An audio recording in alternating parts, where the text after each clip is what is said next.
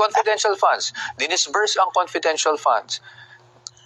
Ngayon, paano natin nasabing napunta sa bulsa ng Vice Presidente yung ano? And I've said this before, kung ang confidential funds ay hindi na-liquidate ng tama, ang commission proper ay maghuhusga na ito ay i-refund.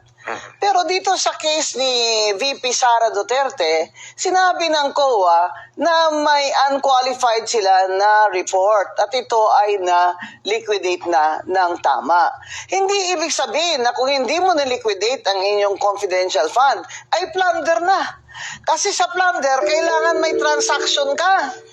May transaction ka na ikaw ang may control.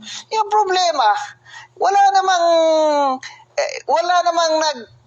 bibigay ng ganyang opinion sa ating mga congressman dahil wala naman iniisa sa kanila dyan dating COA commissioner at hindi naman sila nagtatawag dahil hindi naman sila magtatawag ng experts.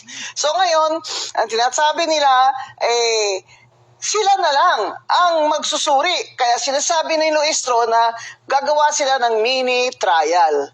Abay, Congresswoman Luistro, baka mini poodle ang ibig mo sabihin. Dahil yung mini trial na yan, wala yan sa konstitusyon.